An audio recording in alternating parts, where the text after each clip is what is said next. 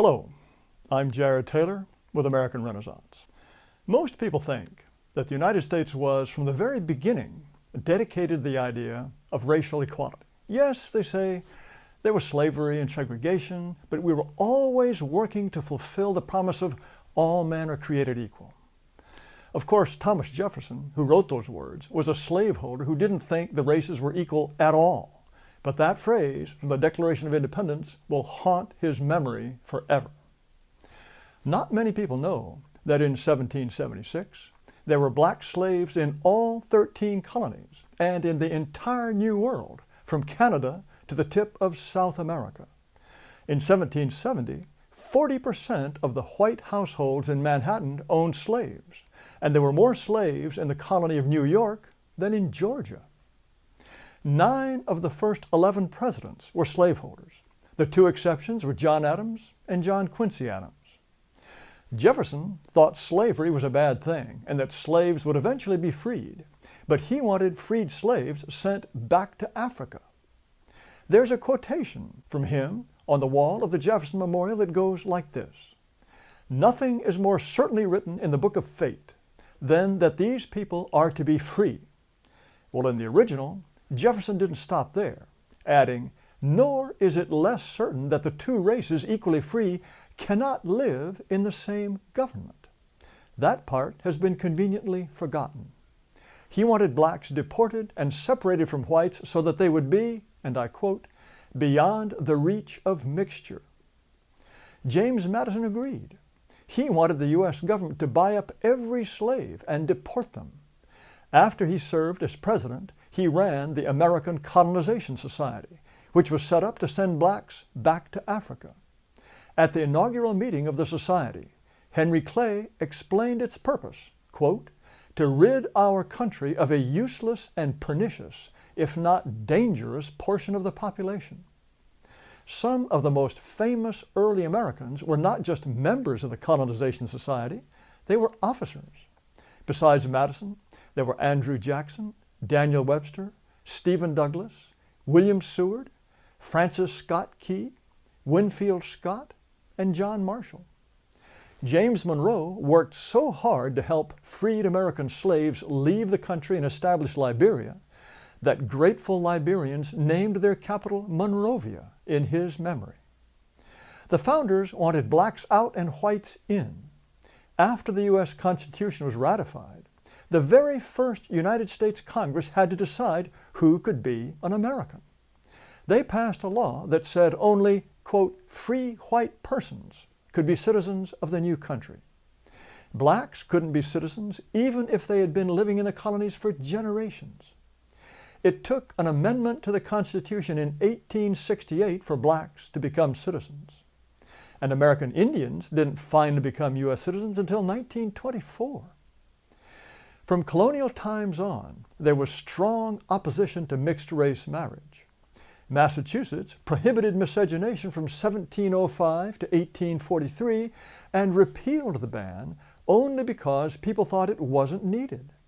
They thought the idea of mixing was so repellent that no one would do it even if it were legal.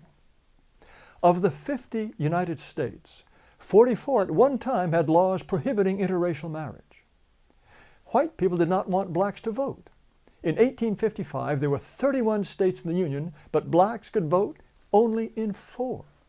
All of them were in New England, and together they had only 4% of the total black population of the country. The federal government made sure that blacks couldn't vote in the territories.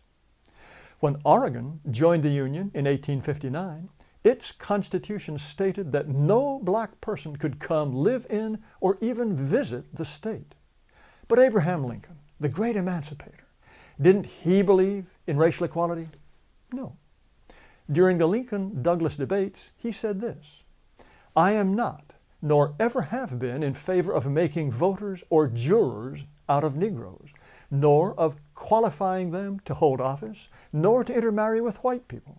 There is a physical difference between the white and black races which I believe will forever forbid the 2 races living together on terms of social and political equality." Lincoln agreed with Jefferson. He wanted to free the slaves and then deport them. In 1862, Lincoln had the Civil War on his hands, but he was so worried about what to do with free blacks that he named a commissioner on immigration and sent him off to look for countries that would take in the blacks he wanted to be rid of. He also sent a message to Congress calling for free blacks to be deported. U.S. presidents usually say only bland, non-controversial things. Well, this is what some of them said about race. James Garfield wrote, "I have a strong feeling of repugnance when I think of the Negro being made our political equal, and I would be so glad if they could be colonized, sent to heaven, or got rid of in any decent way."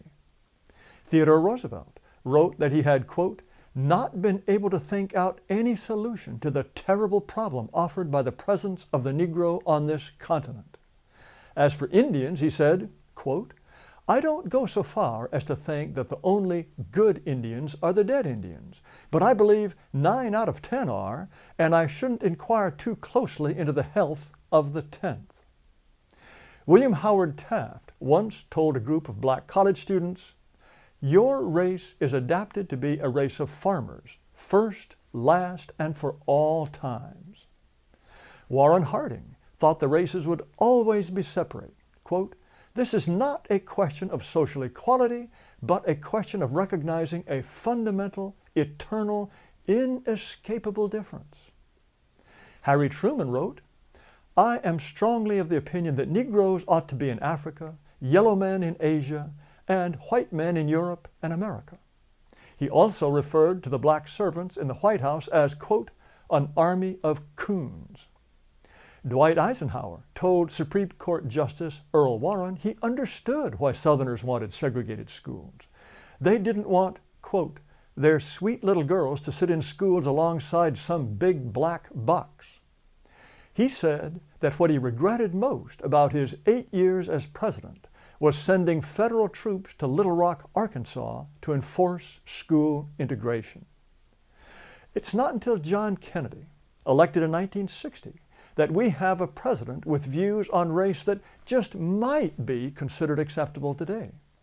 Because now, of course, we are supposed to think that race doesn't even exist.